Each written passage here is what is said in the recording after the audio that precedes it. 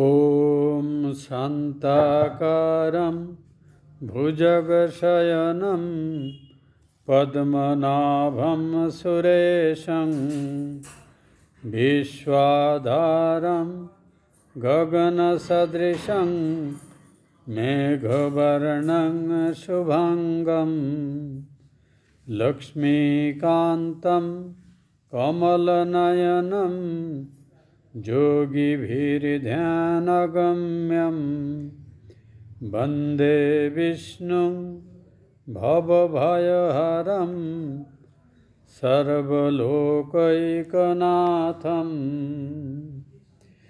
यस्य स्मरणमात्रेण जन्मसंसारबन्धनात् विमुच्यते। नमस्तस्मै विष्णवे प्रभविष्णवे। ओम नमो भगवते वासुदेवाय। श्री भगवाনের করুণায় আজকে আমরা আবার তার অনুপম লীলা গাথা শ্রীমদ্ ভাগবত মহাপুরাণে রক্ষিত বিবরণ অনুসারে পাঠ এবং অনুধ্যানের চেষ্টা করছি। গতদিন আমরা নবম স্কন্ধের অষ্টম অধ্যায়ের পাঠ শেষ করেছিলাম, যার শেষে একটুখানি প্রসঙ্গ গুরুত্বপূর্ণ আছে, যেটি আমরা খুব তাড়াতাড়ি শেষ করেছিলাম, কিন্তু এখানে একটি গুরুত্বপূর্ণ বিচার্য বিষয় আছে, যেটি মনে হয় একটুখানি আলোচনা করে নিতে চাই। মহারাজা সগর ৯৯টি অশ্বমেধ যজ্ঞের পরে ১০০তম যেটি করছেন, সেটির ঘোড়া ইন্দ্র চুরি করে নিয়ে পাতাল লোকে কপিল মুনির আশ্রমে রেখেছিলেন। তার দুই পত্নীর অন্যতম, তার যে ছেলেরা ছিল তারা মহা বল বীর্যবান সম্পন্ন ছিল। তারা এই ঘোড়া অনুসন্ধান করতে করতে সেখানে কপিল মুনির আশ্রমে দেখে তাদের ঔদ্ধত্য এবং ক্রোধবশত কপিল মুনি ঘোড়া চুরি করেছেন এই ভেবে কপিল মুনিকে দণ্ড দিতে উদ্যত হওয়ায় কপিল মুনির ক্রোধাগ্নিতে তারা ভস্মীভূত হয়ে যায়। এরপরে কিন্তু বহুদিন যজ্ঞ অসমাপ্ত থাকে। মহারাজের অপর পত্নী, যার নাম ছিল কেশিনী, তাঁর গর্ভে অসমঞ্জস বলে একজন সন্তান জন্মগ্রহণ করেন। এই অসমঞ্জসের পুত্র ছিলেন অংশুমান। তিনি পিতামহ মানে দাদু ঠাকুরদা যেমন যেমন বলতেন তার আজ্ঞাবহ ছিলেন। কিন্তু এই অসমঞ্জসের একটু বেশ মজার কাহিনী আছে, খুব সংক্ষেপে আমরা করেছি, আলোচনা করার সুযোগ হয়নি, তো আজ আমরা একটু এটি করে নিতে চাই। অসমঞ্জস আসলে শাপভ্রষ্ট যোগী ছিলেন, অর্থাৎ পূর্বজন্মে তিনি যোগপথে বহুদূর অগ্রসর হয়েছিলেন, কিন্তু শেষের দিকটাতে সঙ্গদোষে অর্থাৎ কিছু অসাধু সঙ্গে পড়ে তাঁর চ্যুতি হয় এবং তিনি যোগপথে আর অগ্রসর হতে পারেননি। এই অবস্থায় শরীর যায়। এই জন্মে তিনি সগরের পুত্র হয়ে জন্মেছেন। সৌভাগ্যের বিষয়, পূর্বজন্মেরই সাধন বলে অসমঞ্জসের কিন্তু পূর্বজন্মের স্মৃতি অক্ষুণ্ণ ছিল। অর্থাৎ তিনি যে যোগী ছিলেন এবং যোগপথে তাঁরে ভুলে একটি অন্তরায় উপস্থিত হয় এবং সেই কাজ অসমাপ্ত রেখে শরীর যায়। কিন্তু ওই ভগবদ্গীতাতে যেমন আমরা পড়েছি যে জন্মান্তরীণ সুকৃতি পরবর্তীকালে এসে আমাদের সাধন পথের সহায়ক হয়। তো সেই রকম তিনি পূর্বজন্মের স্মৃতি তাঁর যেহেতু ছিল, এ জন্মে যাতে একই রকমের সঙ্গদোষে আবার পতিত হতে না হয়, তিনি একটি অদ্ভুত উপায় অবলম্বন করবেন। তিনি সম্পূর্ণ সজ্ঞানেই এমন কিছু এলোমেলো কাজ করতে শুরু করলেন যাতে রাজকর্মচারীরা মানে স্থানীয় মানুষরা, এমনকি তাঁর পরিবারের লোকও তাঁর প্রতি বিরূপ হয়। তার মধ্যে অন্যতম একটি ঘটনা, একবার কিছু বাচ্চা খেলছিল, তিনি বেশ কয়েকটি বাচ্চাকে ওই ধরে ধরে জলে ফেলে দিলেন। এই জলে ডুবে তারা মারা গেল। প্রজারা এসে রাজার কাছে অভিযোগ করলো, তারা তো ক্ষুণ্ণ হলোই। রাজাও তাকে অত্যন্ত তিরস্কার, যে তুমি রাজপুত্র হয়েছে বলে তুমি এরকম নৃশংস কাজ করছো, তুমি কুলাঙ্গার বলে তুমি সেই বালকদের সব জলে ফেলে দিয়েছিলে। এই জন্যে তিনি তাকে পরিত্যাগ করলেন, বললেন তুমি কুলাঙ্গার, তোমাকে আমি এই রাজ ঐশ্বর্যকে ভ্রষ্ট করে পাঠিয়ে দিচ্ছি, তুমি যেখানে খুশি বনে জঙ্গলে গিয়ে থাকো, এই পরিবারের সঙ্গে আর তোমার কোনো সম্পর্ক নেই। কিন্তু অসামঞ্জস রাজগৃহ ত্যাগের আগে তিনি যে সাধারণ রাজপুত্র নন, তিনি যে অসাধারণ সাধক যোগভ্রষ্ট হয়ে জন্মেছেন, এটা প্রমাণ দেওয়ার জন্য যে ছেলেরা মরে গেছিল তাদের আবার সশরীরে তাদের বাবা মার কাছে এনে দিয়ে দিলেন। তখন সবাই আশ্চর্য হয়ে গেল, মারা যাওয়া ছেলেরা কী করে এল? কিন্তু ততক্ষণে রাজার আদেশ হয়ে গেছে, রাজাও তার কথা ফেরত নিতে পারছেন না। তো এইটাকে ইস্যু করে অসামঞ্জস গৃহত্যাগ করে সম্পূর্ণরূপে সাধারণ জীবনে মনোনিবেশ করে। কিন্তু ইতিমধ্যে তার যে সন্তান, তার নাম অংশুমান, অংশুমানের জন্ম হয়েছে। তো সরাসরি পুত্রের জায়গাতে নাতিকেই সগর রাজা রাজ্যপাট সমর্পণ করে দিয়ে তপস্যার জন্য বনে চলে গেলেন, যেটা আগেরকার দিনে ধর্মপ্রাণ সমস্ত রাজারাই করতেন, যে তাঁরা ওই শেষ জীবনটা বানপ্রস্থ যোগে কঠোর তপস্যা করে তত্ত্বজ্ঞান লাভের জন্য যত্নবান হতেন। অযোধ্যাবাসী লোকেরা বালকদের পুরোনো আসতে দেখে অত্যন্ত বিস্মিত হলো, রাজাও অনুতাপ করতে লাগলেন। কিন্তু ততক্ষণে তো রাজা বলে দিয়েছেন, আমি তোমাকে রাজ্য সম্পদ থেকে ভ্রষ্ট করলাম, তুমি এত নৃশংস কাজ করেছো যে তুমি রাজ্য চালানোর উপযোগী। অসামঞ্জস এটাকে ইস্যু করে কিন্তু মনে চলে গেল। তো এই হলো গেল। এরপরে অংশুমান রাজা হওয়ার পর তার দাদু বললেন, দেখো এই যজ্ঞটা আমি শুরু করেছিলাম কিন্তু শেষ করতে পারিনি, আমি তো তপস্যায় চলে যেতে, তুমি অন্তত এই অসমাপ্ত যজ্ঞটার ঘোড়াটাকে উদ্ধার করে যজ্ঞটা সমাপ্ত করো। তো অংশুমান তখন কঠোর পরিশ্রম করতে, যে তাঁর এই পিতৃব্যরা যে পৃথিবী খনন করে করে করে করে সে পাতাল পর্যন্ত গেছিল খুঁজতে খুঁজতে ঘোড়া কোথায় আছে, সেই ধরে অনুসরণ করতে করতে গিয়ে একটা বিশাল ভস্ম স্তূপ দেখতে পেলেন, যে রাশিকৃত ছাই। সাগর রাজার প্রায় কত 30,000 না 40,000 সন্তান, তারা ওখানে ছাই হয়ে আছে। গিয়েই ওখানে দেখলেন পাশে কপিলমুনির আছেন, কপিলমুনি ধ্যানস্থ আছেন। তখন অংশুমান অত্যন্ত সুন্দরভাবে কপিলমুনিকে সাক্ষাৎ ভগবানের অবতার জ্ঞানে, ঠিক নারায়ণের যেমন স্তুতি হয় সেই রকমভাবে অত্যন্ত সুললিতভাবে তাঁর স্তুতি করলেন, যেটি আমরা আগের দিন পড়েছিলাম। তখন কপিল বললেন যে আমি তোমার স্তবে খুশি হয়েছি, এই যে ঘোড়াটা দেখেছ এ তোমারই পিতামহরা তারা এসে তাদের নিজেদেরই অজ্ঞানতার জন্য এখানে ধ্বংস হয়েছে, এই ঘোড়া আছে, ঘোড়া নিয়ে তুমি তোমার চলে যাও, তোমার যজ্ঞ কমপ্লিট করো। তখন কপিলমুনির আশীর্বাদ নিয়ে সেটাই এলেন। তো বললেন, কিন্তু আমার এই যে আত্মীয়রা যারা আপনার ক্রোধাগ্নিতে ভস্ম হয়েছে তাদের উদ্ধারের কী হবে? বলে একটি রাস্তা আছে, তুমি যদি সাধনা করে গঙ্গা দেবীকে সন্তুষ্ট করে তাকে যদি মর্তলোকে আনয়ন করতে পারো, সেই গঙ্গা দেবীর জল স্পর্শ পেলে এই ভস্মটাই যে জল স্পর্শ হয় তাতেই ওদের উদ্ধার হয়ে যায়। মানে এই সময় অবধি মর্তে গঙ্গার অবতরণ হয়নি। মহারাজ সাগর পুত্রকে রাজ্য দিয়ে তো চলে গেলেন। এবার এই অধ্যায় থেকে আমরা পড়ছি, অংশুমান নিজে বহু তপস্যা করলেন কিন্তু কিছু করতে পারলেন না। মানে গঙ্গা দেবীর আনয়নের ব্যবস্থা করতে পারলেন না।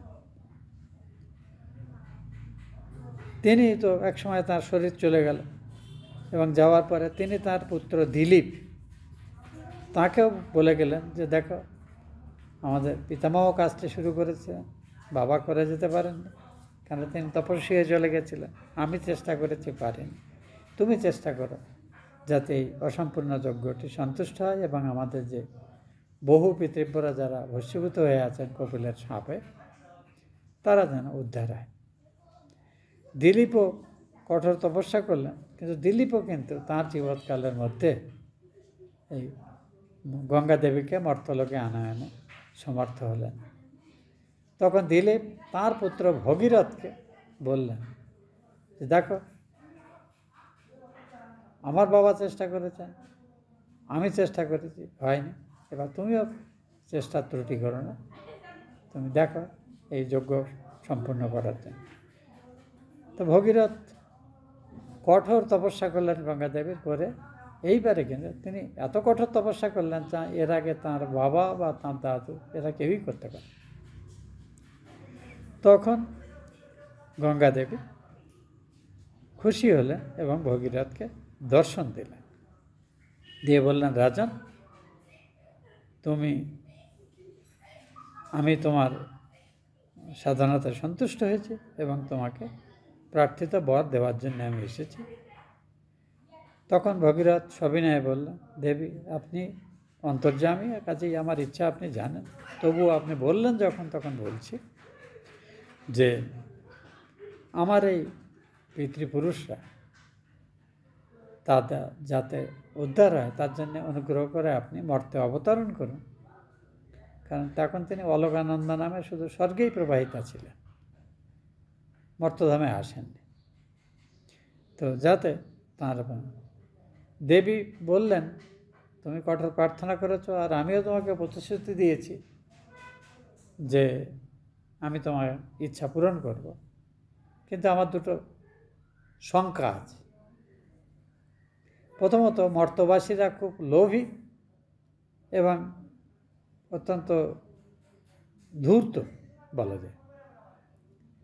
কাজেই তারা যত অন্যায় অবিচার পাপ কর্ম সব করবে, করে এসে আমার জলে এসে স্নান করবে। এই যে লক্ষ লক্ষ মানুষ পাপস্খলন করবে আমার জলে এসে, আমি সেই পাপ থেকে মুক্ত হব কী করে? অদ্ভুত খুব যুক্তিযুক্ত কথা। সবাই আমার জলে এসে পাপ ধুয়ে মুক্ত হলো, তাহলে আমি কি করে মুক্ত হব? ভগীরথ তপস্বী মানুষ, অত্যন্ত বুদ্ধিমান, রাজপুত্রও বটে। তখন ভগীরথ একটি সুন্দর উত্তর দিলেন এই গঙ্গা দেবীরই। তা আমি এটি একটি ভাগবতের অসাধারণ শ্লোকগুলোর মধ্যে একটি, তো সেই শ্লোকটি অরিজিনাল আপনাদের একটু পড়ে শোনাচ্ছি।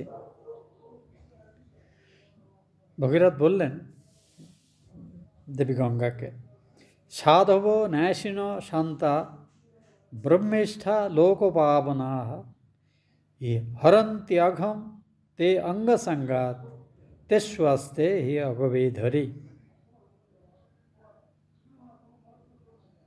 ধারয়িষ্যতি তে বেগম রুদ্রস তু আত্মা শরীরিনাম যস্মিন ওতমিদং প্রৌতম বিশ্বং ষাটিব তন্তুষু। খুব সুন্দর অর্থ। বলছেন, দেবী, আপনি যে শঙ্কা করছেন সেটা অমূলক নয়। অর্থাৎ মর্তবাসী মানুষের বেশিরভাগই অত্যন্ত লোভী এবং তারা কদাচার করে, যা করণীয় নয় সেটিই তারা বেশি করে, যেটি করণীয় সেটা কম করে। কিন্তু ভাববেন, মর্তলোক পুণ্যবান এবং জ্ঞানী মানুষ শূন্য নয়। এখানে বহু অসাধারণ জ্ঞানী যোগী, মানে পরমার্থ দ্রষ্টা তত্ত্বজ্ঞানী মহাপুরুষরা আছেন, যারা ভগবানকে পরম ভক্তি সহকারে সাধনা করে সিদ্ধ লাভ করেছে। আর যারা ভগবানকে সর্বস্ব ত্যাগ করে তাকে আশ্রয় করে সাধন ভজন করে তাঁর দর্শন পায়, ভগবান তাদের সমস্ত দায়িত্ব বহন করেন এবং তাদের অন্তরে সর্বদা তিনি বিরাজ করেন। আর ভগবানের অপর নাম হল অনঘ, অর্থাৎ যার অঙ্গস্পর্শে পাপ দূর হয়ে যায়।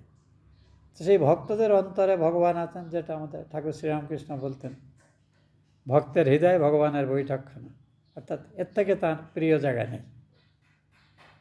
তিনি সবসময় ভক্তদের অন্তরে থাকতে ভালোবাসেন।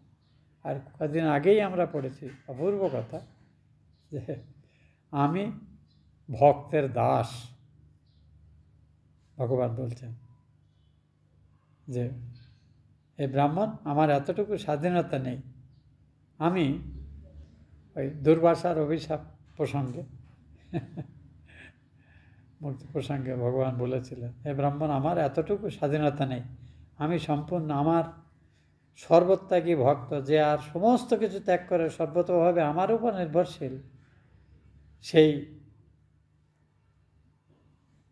ব্যবসায়িক ভক্ত, নিশ্চিতভাবে সর্বতভাবে ভগবানের আশ্রয়কারী ভক্তের আমি দাসের স্বরূপ, অর্থাৎ তার ইচ্ছার অনুগামী আমি। সে আমাকে তার এই ত্যাগ এবং শরণাগতি দিয়ে আমাকে বেঁধে রেখেছে, আমার কোনো স্বাধীনতা নেই।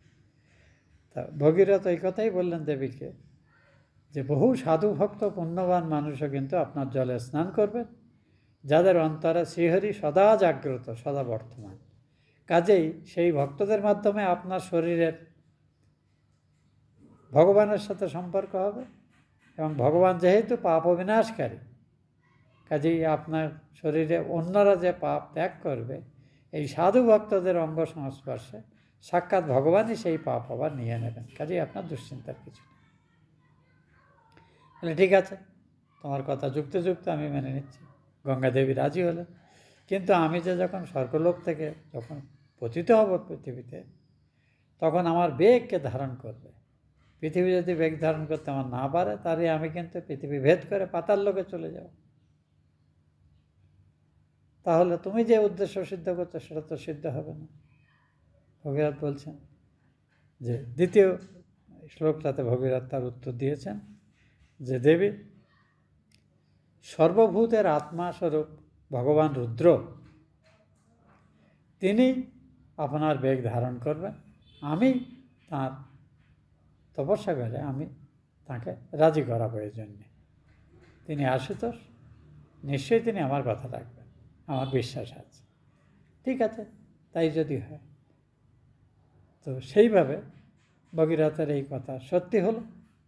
ভগীরথ কিন্তু অল্পদিন তপস্যা করে, যেহেতু শিব অত্যন্ত সহজ দেবতা, যারা আন্তরিকভাবে তাঁর আশ্রয় গ্রহণ করে, শিব খুব সহজে সন্তুষ্ট হন। আর তাঁর পূজার জন্য খুব বেশি উপকরণ লাগে না, শুধু আন্তরিক ভক্তিই যথেষ্ট, আর বেলপাতাই যথেষ্ট, ব্যাস।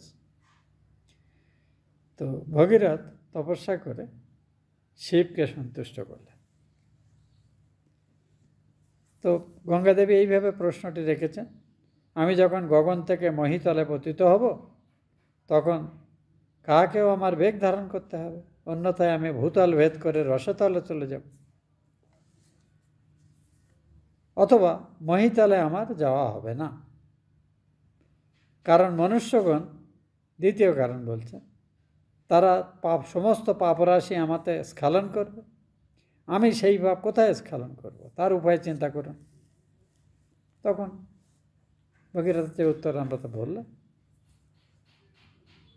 আমরা শ্লোকের আকারে পড়েছি। ভগীরথ বলছেন, সন্ন্যাসী শান্ত ব্রহ্মনিষ্ঠ লোকপাবন, মানে যাদের দেখলেই মানুষ পবিত্র হয়ে যায়, সেই রকম অসাধারণ ভগবদ্দ্রষ্টা সাধুগণ, তারাও আপনার জলে স্নান করবেন, এবং তাদের মাধ্যমে তাদের শরীরে বর্তমান শ্রীহরির সাথে, পাপনাশন শ্রীহরির সাথে আপনার অঙ্গ সংস্পর্শ হবে, এবং সেই শ্রীহরি আপনার সমস্ত পাপ দূর করে দেবেন। ওই জন্যে গঙ্গাতে যত পাপই চান করুক, গঙ্গার জল কখনো, কারণ সেখানে সাধুসন্তরাও স্নান করে, তো তাদের অঙ্গ সংস্পর্শে সেই পাপ ভগবান নিয়ে নেন, এবং গঙ্গাকে পাপঘ্ন, পাপ দূরকারী হিসেবে বর্তমান রাখেন। দ্বিতীয় প্রশ্নের উত্তরে বললেন, ভগবান রুদ্র সমস্ত দেহধারীদের আত্মাস্বরূপ। যেমন গোটা বস্ত্রটা সুতোতে আচ্ছাদিত, অর্থাৎ সুতোর সমস্যাতে প্রতিভূত, তেমনি এই সমস্ত সৃষ্টির ভেতরেই মধ্যে ভগবান অনুসূত হয়ে আছেন, ভগবান রুদ্র। সেই সর্বাধার তিনিই আপনার বেগ ধারণ করবেন। আমি তাকে সাধনা করে তাঁর তপস্যা করে তাকে রাজি করাবো। দেব বললেন, ঠিক আছে, তাহলে আমি রাজি আছি মর্তলোকে অবতরণ করতে। রাজা ভগীরথ এইরূপ বলে তপস্যার দ্বারা মহাদেবের সন্তোষ উৎপাদন করতে তীব্র তপস্যায় প্রবৃত্ত হলেন। হে রাজন, অর্থাৎ রাজা পরীক্ষিতকে বলছেন সুখদেব, হে রাজন, অল্পকালের মধ্যে দেবাদিদেব মহাদেব ভগীরথের তপস্যায় সন্তুষ্ট হলেন। বললেন, তুমি এই কঠোর তপস্যা আমার জন্য কেন করছো? বললে, আপনার আমার অনুরোধ যে আমার পূর্বপুরুষরা গঙ্গাবাড়ির স্পর্শে শাপমুক্ত হবেন। তো গঙ্গা দেবী ভরসা দিয়েছেন, কিন্তু তার বেগ ধারণ করার মতো পৃথিবীতে আর কেউ নেই। তো আপনি যদি কৃপা করে গঙ্গা দেবী মর্ত অবতরণ করলে তার বেগ ধারণ করেন, সেই জন্যই আমি করছি। বললেন, ঠিক আছে, তাই হবে। এখানে বলা হচ্ছে আবার শিব কী করে রাজি হলেন? বলে, গঙ্গার আবির্ভাবই হলো ভগবান বিষ্ণুর পাদ থেকে। কাজেই ভগবান বিষ্ণুর পাদস্পর্শে গঙ্গা বাড়িতে রয়েছে। কাজেই সেই গঙ্গা বাড়ি আপন মস্তকে আসবে, এটা একটা পরম সুযোগ। কাজেই শিব তিনিও পরম বিষ্ণু ভক্ত, তাই শিব বললেন, ঠিকই আছে, মানে কোনো রকম দ্বিরুক্তি না করে শিব রাজি হয়ে গেলেন। রাজর্ষি ভগীরথ যেখানে যেখানে স্বীয় পিতৃগণের যে দেহের ভস্মভূত হয়ে পতিত ছিল, দ্রুতগামী রথে করে সেখানে গঙ্গাকে যে সেদিকে গেলেন এবং গঙ্গা তার পেছনে পেছনে বহু স্থানকে পবিত্র করে সেইখানে গিয়ে হাগর হলেন এবং তার জলের সাথে এই সগর রাজার যে বহু সহস্র পুত্র যারা কপিল মুনির ক্রোধাগ্নিতে ভস্মীভূত হয়েছিল, সেই ভস্মকে তিনি অভিষিক্ত করলেন এবং সেই গঙ্গাবাড়ির স্পর্শে সাগরের পুত্রগণ যারা ব্রাহ্মণকে দণ্ড দিতে উদ্যত হওয়ার অপরাধে নিহত হয়েছিল, তারা সাক্ষাৎভাবে গঙ্গা জলের লাভ স্পর্শ করেনি ঠিকই, অর্থাৎ তাদের দেহ বর্তমান থাকে কেউ গঙ্গা স্পর্শ পায়নি, কিন্তু তাদের যে ছাই হয়ে যাওয়া অস্থি তাতে গঙ্গা জলের স্পর্শ হওয়াতে তারা কিন্তু স্বর্গে তাদের গতি হলো, তাদের মুক্তি হয়ে গেল। এই জন্যে এই আমাদের ভারতবর্ষে এটা চলে আসছে যে পূর্বপুরুষদের ওই যেখানে গঙ্গা তীরবর্তী যাদের বাস, তারা হয়তো গঙ্গাতে অন্তর্জলি করে রাখতো শরীর যাওয়ার আগে, যে এরপরে আর এই শরীর থাকবে না, তখন তাই পায়ের শেষাংশটা গঙ্গা জলে ডুবিয়ে তাদের হরিনাম ইত্যাদি শোনাতো, শরীর চলে গেলে তাহলে গঙ্গা স্পর্শ হতো, তার মুক্তি হতো। সেটা যাতে নয়, দূরবর্তী জায়গায় গঙ্গা থেকে বহু দূরে যারা থাকেন তারা ওই অস্থি সংগ্রহ করে রাখে, সেটা নিয়ে তারা গঙ্গাতে বিসর্জন দেয় এবং প্রার্থনা করে। এইভাবে যারা দূরেও গঙ্গা থেকে বহু দূরে যাদের শরীরগত হয়ে যায়, তাদের অস্থি যদি গঙ্গা বাড়ির স্পর্শ পায় তাহলেও তারা মুক্তি হয়ে যায়। এই জন্যে গঙ্গাতে অস্থি বিসর্জনের রেওয়াজটি ভারতবর্ষের সমস্ত এই উত্তর, দক্ষিণ, পশ্চিম, পূর্ব সব জায়গার মানুষের মধ্যে এই বিশ্বাস আছে। আমি একটা গঙ্গাসাগর মেলা যে দ্বীপে হয়, সেই দ্বীপে 18 বছর ছিলাম, আপনাদের বলেছি আমি কথা প্রসঙ্গে। তাই বহুবার আমাদের গঙ্গা স্নানের সুযোগ হয়েছে। তো এবং গঙ্গাসাগর মেলাতে আমরা সেবার কাজে অংশ নিতাম। তো সেখানে এই কাহিনী খুবই প্রচলিত এবং আমরা দেখেছি কত কষ্ট করে মানুষ বহু দূর দূর থেকে সেখানে যায় গঙ্গা স্নানের জন্য। এটি প্রয়াগের মতোই মুক্তিতীর্থ, যেখানে স্নান করলে মানুষের মুক্তি নিশ্চিত হয় বলে ঈশ্বর ভক্ত মানুষেরা, ঈশ্বর বিশ্বাসী মানুষরা বিশ্বাস করে এবং এমনকি জীবনের ঝুঁকি নিয়েও তারা এইসব তীর্থে যান। এখন তো যোগাযোগ ভালো হয়েছে, কিন্তু একসময় নদীপথেই যেতে হতো, অথবা ওই বাঘ, সিংহ ইত্যাদি সাপ খোপ থাকা জঙ্গলের ভেতর দিয়ে যেতে হতো। তাতে বহু মানুষ মারা যেত, শাস্ত্র ছিল না। অনেকে নদীপথে যেতে গিয়ে ওই সময় খুব কুয়াশা হয়, দিশেহারা হয়তো সমুদ্রে চলে গেল আর ফিরলই না।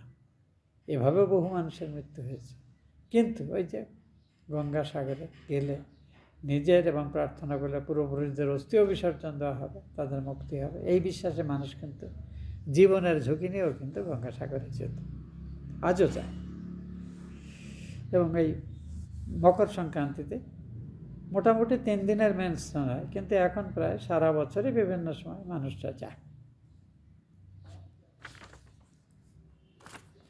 তো এখানে বলা হচ্ছে যে সাগর পুত্রদের সাক্ষাৎভাবে গঙ্গা জলের স্পর্শ লাভ হয়নি, অর্থাৎ জীবদ্দশায় হয়নি ঠিকই, কিন্তু তাঁদের ভস্য গঙ্গা জলের স্পর্শ ঘটেছিল। এবং কপিলমুনি যা বলেছিলেন যে যেন কপিলমুনির আশীর্বাদকে সত্য করে এই ভস্যে গঙ্গাবাড়ি স্পর্শ হওয়াতেও তাদের কিন্তু সদ্গতি হলো। কাজেই প্রত্যক্ষভাবে যারা ব্রত নিয়ে নিয়ম নিষ্ঠা সহকারে বিধিসম্মতভাবে এই তীর্থে স্নান করেন এবং পূর্বপুরুষদের অস্থি বিসর্জন দেন, তাঁদের এবং তাঁদের পূর্বপুরুষদের যে সদ্গতি হবে এ বিষয়ে কোনো এটা আর বলার অপেক্ষা রাখে না। এটাই সুখদেব বলছেন। অতএব অমল মুনিগণ শ্রদ্ধা সহকারে যে অনন্তে মনোনিবেশ করে সদ্য দুস্তেজ দেহ সম্বন্ধ পরিত্যাগ পূর্বক সেই নারায়ণের ভাব প্রাপ্ত হয়ে থাকেন। সুরধ্বনি সেই অনন্তের পাদপদ্মতে, সুরধ্বনি গঙ্গারই অপর নাম, সেই গঙ্গার পাদপদ্ম থেকে উদ্ভূত হয়েছেন। কাজেই তিনিও সংসার বন্ধন ছেদনে সমর্থা। কাজেই গঙ্গা জলে ঠাকুর এবং মা উভয়ে কিন্তু অত্যন্ত শ্রদ্ধা করছেন গঙ্গা জলকে। ঠাকুর তো ঘরে গঙ্গা পাড়িই রাখতেন। অতএব এই স্থলে যে তাঁর মাহাত্ম্য কীর্তিত হলো, গঙ্গার মাহাত্ম্য, সাগর পুত্রদের মুক্তির কাহিনী বলা হলো, এটাতে আপনি অবাক হবেন না। পরীক্ষিতকে বলছেন সুখদেব যে এটা অবাক হবেন না, অবিশ্বাসের কোনো কারণ নেই।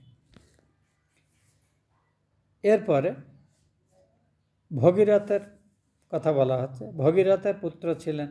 ভগীরথের জীবনে এটিই শ্রেষ্ঠ কীর্তি, মানে তাঁর দাদুরও দাদু যিনি শুরু করেছিলেন, ভগীরথ বহু পরে। ভগীরথের পুত্র অসমঞ্জস, অসমঞ্জসের পুত্র অংশুমান, অংশুমানের পুত্র ভগীরথ। না, অংশুমানের পুত্র হলেন দিলীপ, দিলীপের পুত্র ভগীরথ। বাবা, কত সাগরের পরে 1, 2, 3, চতুর্থ পুরুষে তাদের এই বাক্য সত্য হলো। এটাতে বোঝা যায় যে বংশ পরম্পরা কেন আমাদের মেনে চলা হয় এবং কেন আমরা সদ্গৃহস্থরা সুসন্তানের জন্ম দেন, যাতে তারা তাদের তৃপ্তির জন্য কেউ না কেউ, দ্বিতীয় পুরুষ হোক, তৃতীয় পুরুষ হোক, চতুর্থ পুরুষ হোক, তারা কেউ যদি এই তাদের দেহ সংস্কার, অস্থি বিসর্জন আদি এইসব ক্রিয়াকর্মকে যথাযথ করে, তাতে তাদের বন্ধন মুক্তি হয়। ভগীরথের সুত নামে একটি পুত্র জন্মগ্রহণ করে। সুতের পুত্রের নাম ছিল নাভ, নাভর পুত্রের নাম ছিল সিন্ধুদ্বীপ এবং সিন্ধুদ্বীপের পুত্র অযুত, অযুতায়ু। এই অযুতায়ুর একটি পুত্র ছিল, তার নাম ঋতুপর্ণ। ইনি অশ্বতত্ত্বজ্ঞ ছিলেন, অর্থাৎ ঘোড়ার বিষয়ে তিনি বিশেষজ্ঞ ছিলেন এবং একটু বিশেষ বিদ্যা তিনি জানেন। সর্বতভাবে উৎকৃষ্ট ঘোড়া কী করে নির্বাচন করতে হয়, ঘোড়ার রক্ষণাবেক্ষণ ইত্যাদি অশ্ববিদ্যা। এবং এই নল এবং দময়ন্তীর যে উপাখ্যান মহাভারতের বনপর্বে আছে, সেখানে রাজা নলের সাথে ঋতুপর্ণর বন্ধুত্ব ছিল, তার সুন্দর কাহিনী আছে। ঋতুপর্ণ অযুতায়ুর পুত্র, ইনি রাজা নলের সখা ছিলেন। ঋতুপর্ণ নলকে, এই ঋতুপর্ণ রাজা কিন্তু পাশা খেলায় অত্যন্ত বিচক্ষণ ছিলেন, জানতেন, কৌশল জানতেন যে তিনি সর্বতভাবে জয়ী হবেনই, মানে পাশতত্ত্বজ্ঞ ছিলেন। আর ঋতুপর্ণ কিন্তু এই রাজা ছিলেন, নল রাজা দুর্ভাগ্যক্রমে এই অভিশপ্ত হয়ে এই রাজ্যহারা হয়েছিলেন, তার স্ত্রী পুত্র থেকে বিচ্ছিন্ন হয়েছিলেন। তারপরে তিনি রাজ্য ফিরে পান কিন্তু তিনি বহু গুণী মানুষ ছিলেন। এই বাহক হিসেবে তখন তার শরীর একটি তক্ষকের দংশনে তার শরীর বিকৃত হয়, কিন্তু তার স্মৃতি অক্ষত ছিল। সেই শরীর নিয়ে তিনি এই ঋতুপর্ণ রাজার ওখানে যান, কাজ দেন, এবং ঋতুপর্ণ রাজার সাহায্যে তিনি দময়ন্তীর সাথে, তার স্ত্রী, তার সাথে আবার মিলিত হন। সেটা লম্বা উপাখ্যান আছে, খুব সুন্দর উপাখ্যান। তো এখানে রাজা ঋতুপর্ণের সাথে নলের বিদ্যা বিনিময় হয়। যেহেতু পাশায়, তিনি পাশা তত্ত্বটি ভালো করে শিখতে চাইছিলেন, যাতে তাঁর জ্ঞাতি ভাই যে তাকে পাশাতে হারিয়ে তাঁর রাজ্য সব নিয়ে নিয়েছিল, সেটা তিনি ফেরত নিতে পারেন। আর বিনিময়ে ঋতুপর্ণের কাছ রাজা নলের কাছ থেকে অশ্ববিদ্যা শিখেছিলেন। তো সেটি এখানে উল্লেখ করা হলো। ঋতুপর্ণের পুত্রের নাম ছিল সর্বকাম, তার পুত্র ছিল সুদাস, সুদাসের পুত্রের নাম সৌদাস। এই সৌদাসের দুটি নাম ছিল, একটি ছিল মিত্রসহ এবং কলমাসংঘ্রি। কলমাস কথাটা সাধারণ মানে হলো পাপ, কিন্তু এর অর্থ কালী বা কালিমা, দুর্নামও হতে পারে। তো কলমসাদের পাপ, এমনি সুপুরুষ অত্যন্ত, কিন্তু তার পা দুটো ছিল কাল, ওই জন্য তাকে কলমসপাদ বলা হতো, কলমসাংঘ্রি। এই কলমসপাদের স্ত্রীর নাম ছিল মদয়ন্তী। সৌদাস মিত্রসহ এবং কলমসাংঘ্রি একই রাজার নাম। তো এখানে তার ভার্যার নাম ছিল মদয়ন্তী। তিনি সদ্গুণশালিনী এবং সতী নারী ছিলেন। সৌদাস গুরু বশিষ্ঠের শাপে রাক্ষস হয়েছিলেন। কী কাণ্ড! বশিষ্ঠ ব্রাহ্মণ শ্রেষ্ঠ, এবং তিনি বরাবরই এই রাজা রামচন্দ্র যে এই বংশেই জন্মেছেন, তাঁদের কুলগুরু বশিষ্ঠ। তো বশিষ্ঠ একবার এই সৌদাসের কাছে আতিথ্য গ্রহণের জন্য আসেন। তো তিনি ভক্তি সহকারে বসে সেবা যত্ন করে বশিষ্ঠ আমিষে আহার করার ইচ্ছা প্রকাশ করেন। তো তখন তার আগে তো সেবা করছিলেন, কিন্তু এখানে দুর্ভাগ্যবশত বশিষ্ঠ তাঁকে অভিশাপ দেন। তো এই পর্যন্ত যখন বললেন, সুখদেব রাজা পরীক্ষিত বলছেন, এ তো বড় মজার কথা, গুরু সর্বতভাবে শিষ্যের কল্যাণ করেন, আর বশিষ্ঠ এই বংশের, ইক্ষ্বাকু বংশের কুলগুরু বরাবর, সেই গুরু একে অভিশাপ কেন দিলেন? এর পেছনে নিশ্চয়ই কিছু গুরুতর কারণ ছিল। সুখদেব বললেন, হ্যাঁ, কারণ তো আছেই। তো এখানে এই রাজা সৌদাস কিভাবে অভিশপ্ত হলেন তার কাহিনীটি বলা হচ্ছে। একবার সৌদাস মৃগয়ায় যান, সেখানে গিয়ে তিনি একজন রাক্ষসকে বধ করলেন, কিন্তু তার ভাইকে ছেড়ে দিলেন। একটি রাক্ষসকে তিনি বধ করলেন, ভাইকে ছেড়ে দিলেন। দু ভাইয়ের মধ্যে মিত্রতা ছিল, ওই জন্য বলা হয়, তুমি যাকে শত্রু জ্ঞান করেছো, সেই শত্রু যদি এতটুকু অংশ তুমি ছেড়ে দাও, সে কিন্তু পরবর্তীকালে তোমার বড় বিপদ নিয়ে আসতে পারে। তাই শত্রুকে সমূলে, মানে সব অংশে নাশ করলে তবেই রক্ষা। এখানে সৌদাস একজন রাক্ষসকে বধ করেছেন, কিন্তু আর একজন তার ভাইকে তিনি ছেড়ে দিলেন।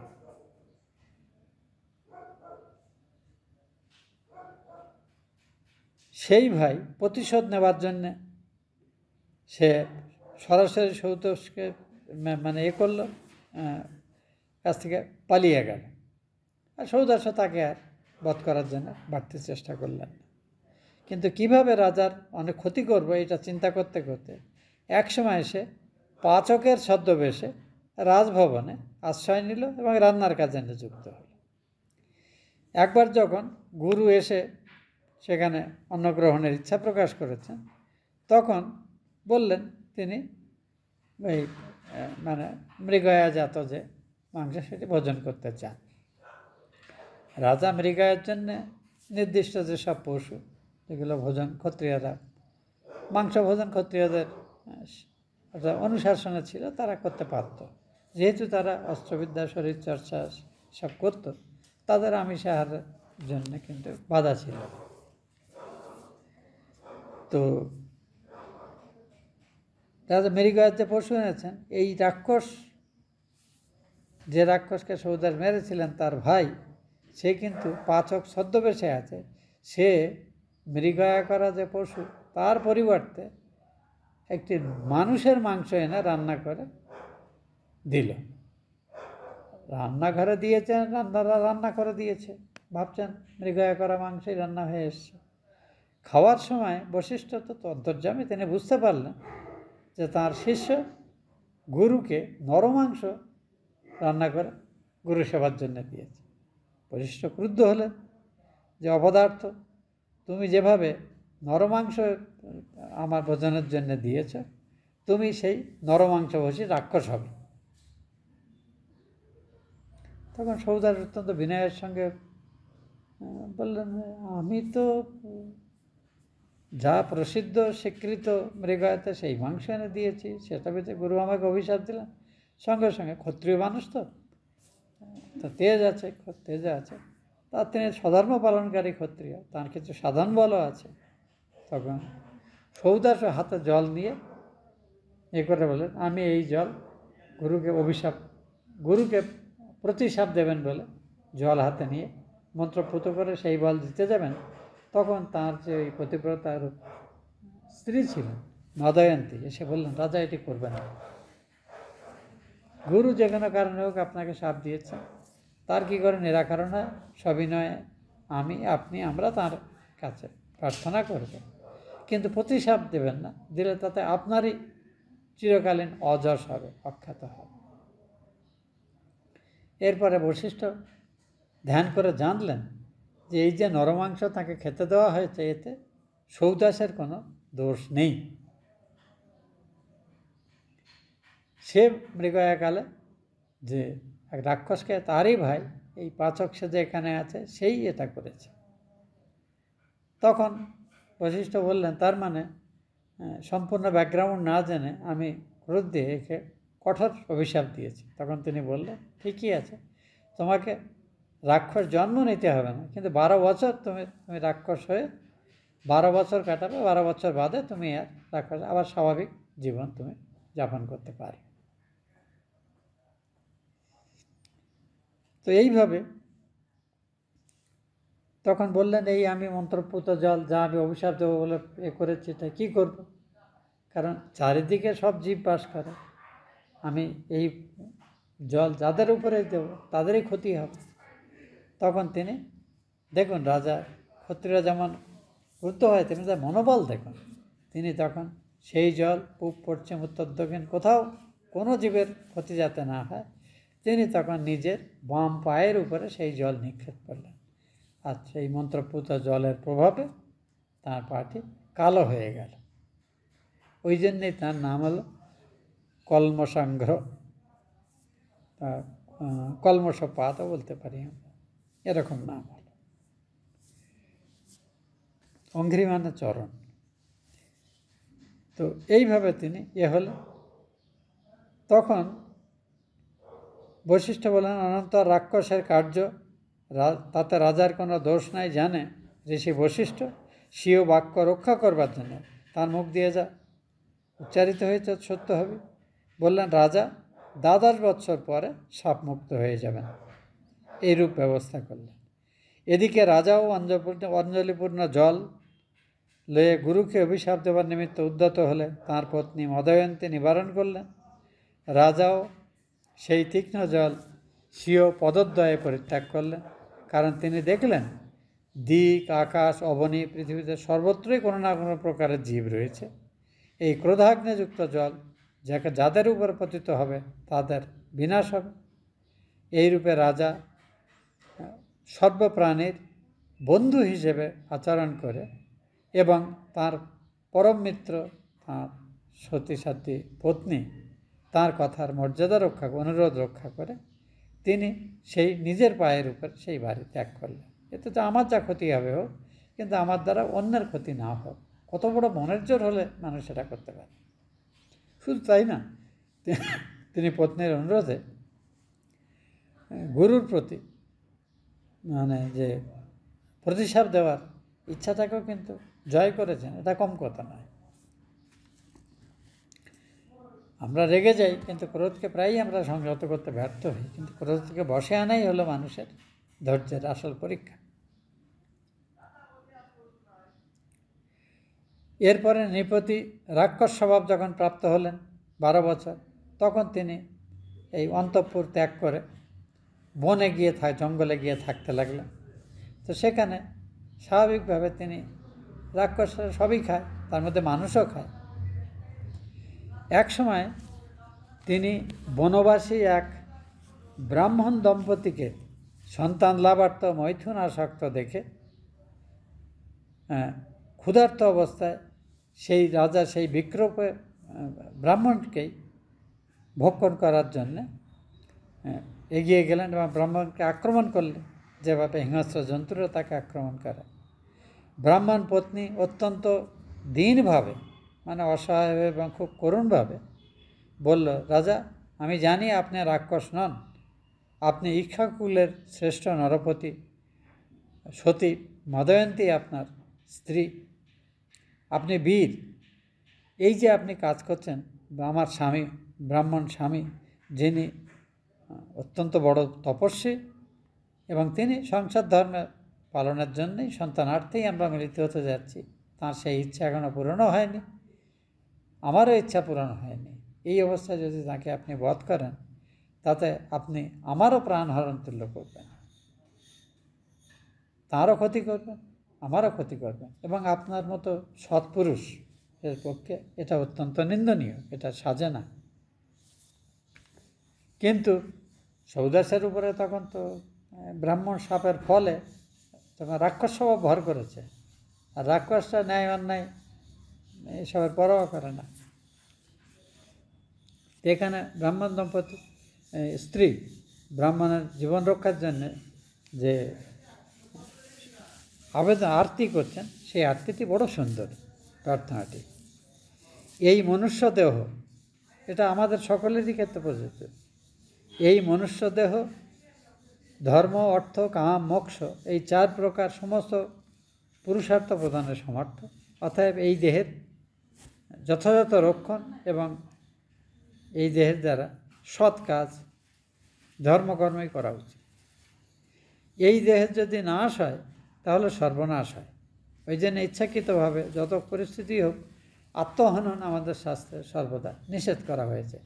মানে আত্মহত্যা কোনোভাবেই করণীয় নয়, পরিস্থিতি যত প্রতিকূল হয় সহ্য করা উচিত, আত্মহনন করা উচিত নয়। প্রাকৃতিক নিয়মে দুর্ভাগ্যবশত কোনোভাবে শরীর চলে যায় অন্য কারণে, কিন্তু স্বেচ্ছায় শরীরকে নষ্ট করা এটা অপরাধ। তত্ত্বজ্ঞানের পরে এই অধিকার থাকে যে আমার ভগবান লাভ জীবনের উদ্দেশ্য সেটি হয়ে গেছে, যখন আমি এই শরীরটাকে রাখতে চাই, সেটাকে আত্মহত্যা বলে না। কিন্তু তার আগে, তত্ত্বজ্ঞান লাভের আগে দেহত্যাগ নষ্ট করা কিন্তু এটা কিন্তু খুব বড় রকমের অপরাধ। ইহার নাশ সর্বার্থ নাশ বলে গণ্য হয়ে থাকে। ইনি ব্রাহ্মণ, শুধু সাধারণ ব্রাহ্মণ, অত্যন্ত বিদ্বান এবং তপস্বী মানুষ, অত্যন্ত সচ্চরিত্র মানুষ এবং বহু গুণের অধিকারী।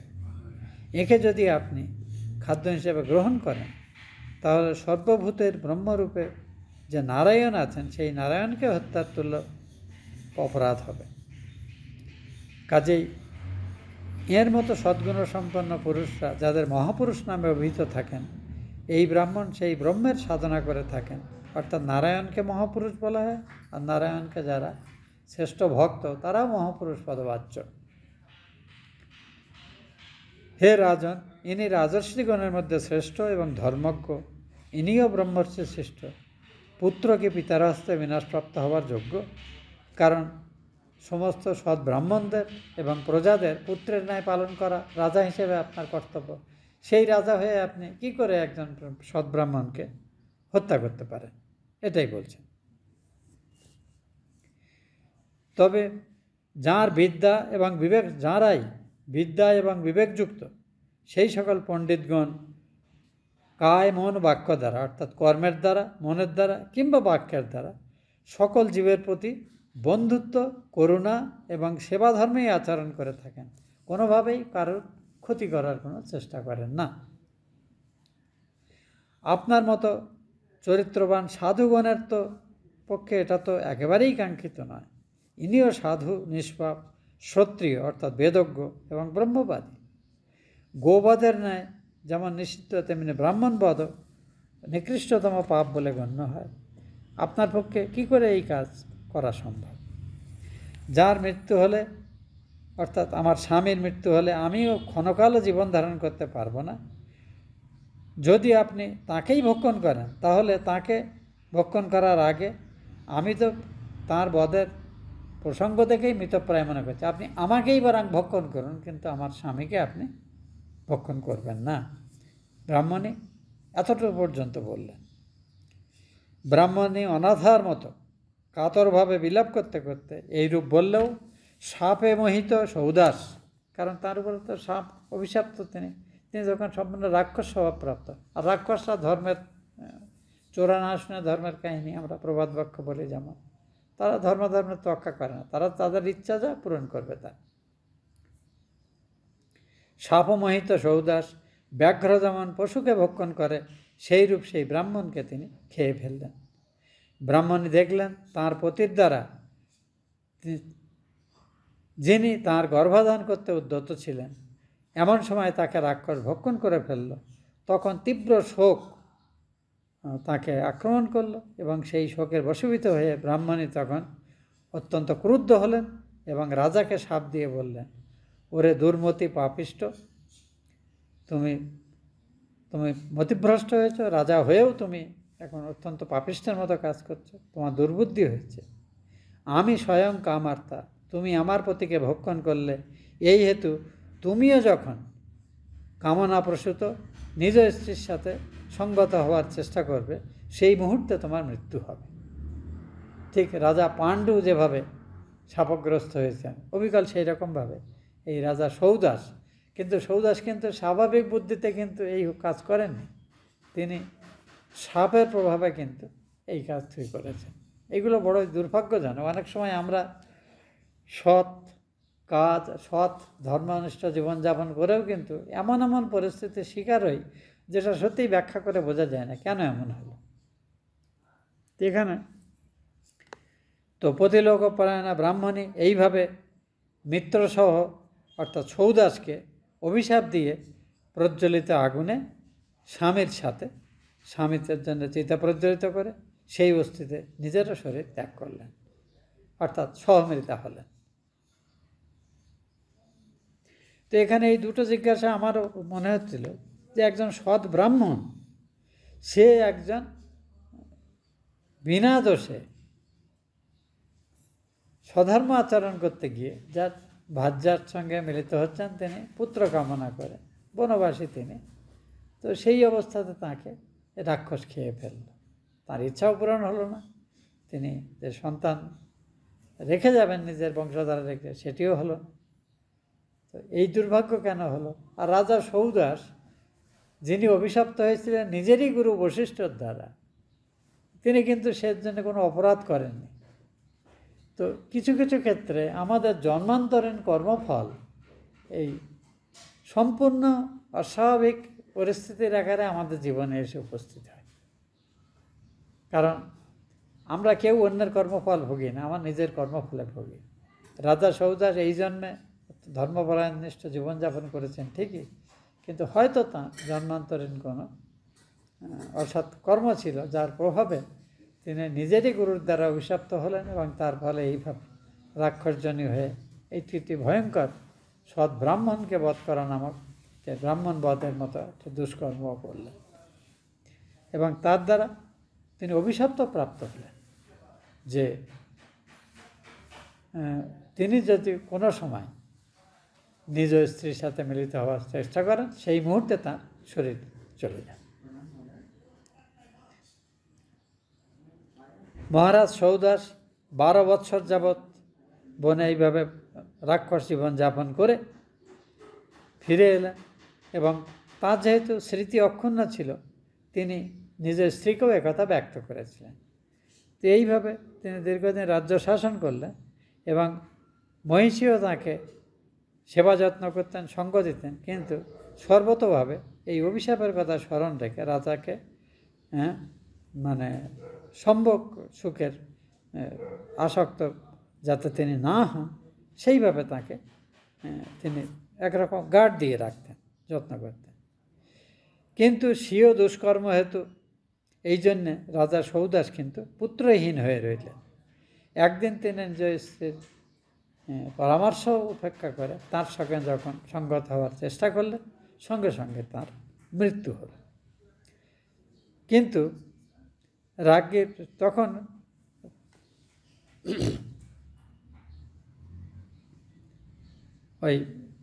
একটুখানি ভুল পড়া হলো। সেই দিন হইতে রাজা সৌদাস স্ত্রী সুখ পরিত্যাগ করে স্বীয় দুষ্কর্ম হেতু পুত্রহীন হয়ে রইলেন। এখন তাহলে রাজ্যের অধিকার কি করে হবে? রাজবংশ নষ্ট হয়ে যাবে।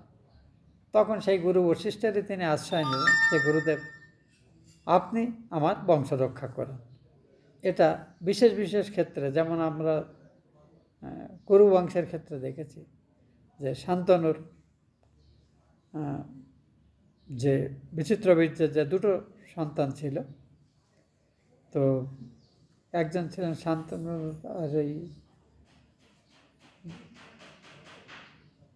আর বিচিত্র বীর্যের, তিনি নিঃসন্তান থাকাতে সেই অবস্থাতে তার মাতা সত্যবতী ব্যাসদেবের মাধ্যমে বংশ রক্ষা করা। এটাকে বলে নিয়োগ বলে একটি পদ্ধতি। যখন অন্য সব অবলম্বন থাকে না, সেক্ষেত্রে এই বিশেষ পদ্ধতি নিয়ে বংশধারা রক্ষা করা বিধান আমাদের শাস্ত্র দেওয়া হয়েছে। তো এখানে রাজা সৌদাস যখন বলেছেন যে তিনি স্ত্রীসঙ্গ করলেই তার সঙ্গে সঙ্গে মৃত্যু হবে, অথচ রাজবংশ রক্ষা করতে হবে, তখন বশিষ্ঠকে অনুরোধ করলেন। বশিষ্ঠই তখন তাঁর স্ত্রী এই যে মদয়ন্তীর গর্ভে একটি সন্তান উৎপন্ন করলেন। কিন্তু আশ্চর্যের কথা, প্রায় 7 বছর অতিক্রান্ত হলো, রানী গর্ভবতী হলেন, কিন্তু সন্তান তখনও অবশ্যই ভূমিষ্ঠ হলো না। তখন বশিষ্ঠ একখণ্ড পাথর নিয়ে, পাথরকে বলা হয় অশ্ম, দিয়ে রানীর উদরে আঘাত করলে পুত্র ভূমিষ্ঠ হলো। তার জন্য এই পুত্রের নাম রাখা হলো অশ্মক। এই অশ্মক পরে বড় হলেন, তিনি বংশ বিয়ে করলেন। তার পুত্র যে পুত্র হলো সেটি হলো বালিক। এবং পরশুরাম যখন পরপর 21 বার সমস্ত ক্ষত্রিয়দের নিষ্ক্ষত্রিয় করে দেন, তখন এই রাজা অশ্মককে কিন্তু রানীরা লুকিয়ে রেখেছিল যাতে পরশুরামের হাতে তিনি নষ্ট না হন। এবং 21 বার নিক্ষত্রিয় করার পর পরশুরাম যখন তাঁর এই কর্ম থেকে বিরত হন, তপস্যার জীবনযাপন করতেন, সেই সময় এই রাজা অশ্মকের মাধ্যমেই আবার এই পৃথিবীতে ক্ষত্রিয় বংশের বিস্তার হতে আরম্ভ করে। যখন পরশুরাম ক্ষত্রকুলনাশে প্রবৃত্ত হন, তখন স্ত্রীগণ বালিককে পরিবেষ্টন করে রক্ষা করেছিলেন। এই নিমিত্ত তাকে নারী কবচ এই নাম দেওয়া হয়েছিল। মানে নারীরা কবচ হয়ে যাকে কবচের মতো রক্ষা করেছে, যেমন বর্ম কোনো যোদ্ধাকে অস্ত্রের আঘাত থেকে রক্ষা করে। তিনি ক্ষত্রবংশের মূল হয়েছিলেন বলে তাকে মূলক এই নামও দেওয়া হয়েছিল। এই অশ্মকের পুত্র ছিলেন দশরথ। এই দশরথ কিন্তু রামচন্দ্রের পিতা দশরথ না, তিনি আরও কয়েক পুরুষ পরে আসছেন। অশ্মকের পুত্র দশরথ, দশরথের পুত্র ঐরবিড়ি, ঐরবিড়ির পুত্র বিশ্বসহ, বিশ্বসহের পুত্র খট্টাঙ্গ। ইনিও এই বংশের, সূর্যবংশের অন্যতম বিখ্যাত রাজা। মহারাজ খট্টাঙ্গ সার্বভৌম নরপতি হয়েছিলেন, অর্থাৎ তিনি অসাধারণ যোদ্ধা এবং পৃথিবীর সমস্ত রাজাদের তিনি পরাভূত করেছিলেন। যুদ্ধে দুর্জয় ভূপতি দেবগণের প্রার্থনায় দৈত্যগণকে বধ করলে দেবতারা তাকে বর দিতে চাইলেন। খট্টাঙ্গ অসাধারণ বীর, এবং একবার দেবপুরীরা দৈত্যরা আক্রমণ করেছেন, তখন খট্টাঙ্গকে দেবতারা নিয়ে যান। খট্টাঙ্গ দৈত্যদের বধ করলেন এবং দেবপুরীর রক্ষা করলেন, স্বর্গকে রক্ষা করলেন। যখন বললেন যে রাজা বলুন আপনার কি ইচ্ছা আছে, বর চাই, আশ্চর্য হলো রাজা খট্টাঙ্গ একটু অদ্ভুত বর চাইলেন যে আপনারা আগে বলুন আমার কতদিন পরমায়ু অবশিষ্ট আছে, আগে আয়ুটা কত জানি, তারপরে না কি চাই সেটা বলবো।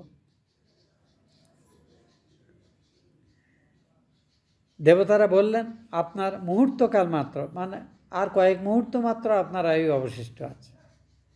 সঙ্গে সঙ্গে খট্টাঙ্গ বললেন তাহলে আমার আর কোনো বরের প্রয়োজন নেই। রাজা অবগত হয়ে দেবগণের প্রদত্ত বিমানে আরোহণ করে নিজপুরে আগমন করে সদ্গতভাবে মানে ঈশ্বরের ধ্যানে মন স্থির করলেন এবং তার মৃত্যুকালে ভগবান স্মরণ করতে করতে মারা যাবেন, এই জন্য ব্রতী হলেন। তিনি স্বগত বলিতে লাগিলেন যে আমার কুলের দেবতা ব্রাহ্মণ কুল, আমার প্রাণ, আত্মজ, শ্রী, মহি, রাজ্য এবং পত্নী তাহা থেকে অধিক প্রিয় নয়। আমি আমার বুদ্ধিকে কখনো অল্প অধর্মেও রত হয় না। উত্তম শ্লোক ভগবান ভিন্ন অন্য কোনো বস্তুকে আমি উপদেয় বলে কখনো মনে করি নাই। যিনি ভূত ভাবন শ্রীহরি, আমি তাহাকে ভাবনা করিয়া থাকি। এই নিমিত্ত ত্রিভুবনের ঈশ্বর দেবগণ আমাকে ইচ্ছানুরূপ বর প্রদান করিতে ইচ্ছুক হলেও তা আমি গ্রহণ করলাম না। কারণ এই জীবনকে পৃথিবীতে দীর্ঘস্থায়ী করে কোনো লাভ নেই, কারণ জীবন অনিত্য, ভগবানই একমাত্র নিত্য বস্তু। রাজা খট্টাঙ্গ পরম ভক্ত ছিলেন, পরম সাধক ছিলেন, সেই সঙ্গে অসাধারণ বীরও ছিলেন, যার সাহায্য নিয়ে দেবতারা দেবলোক রক্ষা করেছিলেন। তো দেবতাতে দেওয়া বরও তিনি নেননি। দেবগণের ইন্দ্রিয় এবং বুদ্ধি বিক্ষিপ্ত, পরমাত্মা তাঁহাদিগের অন্তরে বিরাজ করলেও তাহারা সেই প্রিয় আত্মাকে অনুভব করতে পারেন না। অপরে যে পারিবে না তাতে আর বিশেষ কি বলার আছে। অর্থাৎ দেবজন্মের থেকেও কিন্তু মনুষ্য জন্ম উৎকৃষ্ট, কারণ পুণ্যবান মানুষ দেবজন্ম লাভ করে, দেবসুলভ সুখভোগ করে, সেই পুণ্য ক্ষয় হলে আবার কিন্তু মর্তলোকে মানুষ হয়ে জন্মায়। এই মনুষ্যলোকেই কিন্তু মানুষ মুক্তির অধিকারী হওয়ার সৌভাগ্য লাভ করে। শব্দাদি গুণসমূহ ভগবানের মাথায় রচিত, উহারা গন্ধর্ব নগরের ন্যায় অলিক, অর্থাৎ কল্পিত যে অলিক সুন্দর বাসস্থান, সুন্দর সুখভোগ ইত্যাদি, এগুলো মানে ছল বা মরীচিকার মতো মিথ্যা। তথাপি ওই সকলের প্রতি আসক্তি স্বভাবতই মানুষের মনে বদ্ধমূল হয়ে থাকে।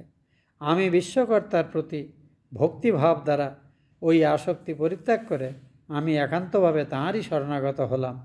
রাজা এই রূপ নিশ্চয় করে নারায়ণে বুদ্ধি এবং মন এবং বুদ্ধিকে নিবিষ্ট করে দেহে অভিমান রূপ অজ্ঞান পরিহারপূর্বক নারায়ণকে ধ্যান করতে করতে তাঁর অন্তিম মুহূর্তের জন্য অপেক্ষা করতে লাগলেন এবং অন্তিমে ভগবান স্মরণ করতে করতেই ত্যাগ করলেন। এবং ভগবানের যে প্রতিশ্রুতি আছে, যেমন গীতাতে আমরা দেখেছি যে অন্তকালে চ মামেব স্মরণ মুক্ত কলেবরণ ইয়া প্রয়াতি তজন দেহন স মামেব অধিগচ্ছতি। মৃত্যুকালে সর্বত অন্য সমস্ত চিত্তবিক্ষেপকে রোধ করে যে আমার স্মৃতিতে মনে জাগরুক রেখে আমার স্মরণ করতে করতে চিন্তা করতে করতে দেহত্যাগ করে, সে আমাকে প্রাপ্ত হয়। রাজা খট্টাঙ্গও সেইভাবে মৃত্যুকালে সেই নারায়ণের পরম পদে বিলীন হলেন। এখানে সুখদেব বলছেন এই নারায়ণ ভগবানের যে পরম পদ, এটাই হলো পরব্রহ্ম তত্ত্ব। ইনি সূক্ষ্ম অথচ শূন্য নয়, অর্থাৎ তাকে সহজে সাধারণ বুদ্ধি দিয়ে দেখা যায় না বলে তিনি নেই তা কিন্তু নয়। ইনি রাগাদি বিষয় নয়েন বলে শূন্যের ন্যায় অনেকে মনে করে থাকে, কিন্তু তার তিনি শূন্য নন। এখানে কিন্তু বৌদ্ধদের যে শূন্যবাদ, সেই শূন্যবাদকেই প্রকারান্তরে অযৌক্তিক প্রমাণ করা হলো। এই ব্রহ্ম যখন ভক্তদিগকে অনুগ্রহ করবার নিমিত্ত শক্তিকে আবিষ্কার করে থাকেন, তখন ভক্তগণ ইহাকে ভগবান বাসুদেব এই নাম দিয়ে থাকেন। অর্থাৎ সাক্ষাৎ পরব্রহ্ম জীবের এবং জগতের এবং সাধুদের রক্ষণের জন্য এবং অধার্মিক এবং অসুর প্রকৃতি মানুষদের বিনষ্ট করার জন্য, ধর্মের পুনরায় সংস্থাপন করার জন্যে মায়াকে আশ্রয় করে মানব শরীর ধারণ করে থাকেন। ভগবান বাসুদেবী তেমন একজন ভগবানের জাগতিক প্রকাশ, অর্থাৎ সর্বব্যাপী পরব্রহ্ম তিনি বাসুদেব শরীর নিয়ে দেবদান করে থাকেন। এই কথা আমরা পরে আসব। তো এরপরে এই সূর্যবংশের বাকি যা সব বিখ্যাত রাজা, যার মধ্যে শ্রীরামচন্দ্রও আছেন, তাদের কথা বলা হবে। আজকে আমরা এখানে শেষ করছি। এখানেই আমাদের নবম অধ্যায়ের পাঠ শেষ হলো। ইত্যেষাং বাংময়ী পূজা শ্রীমৎ শঙ্কর পাদয় অর্পিতাম তেন দেবেশাং প্রিয়তাং মে সদা শিব। ওম শান্তি শান্তি শান্তি। হরি ওম তৎসৎ। শ্রীরামকৃষ্ণার্পণমস্তু।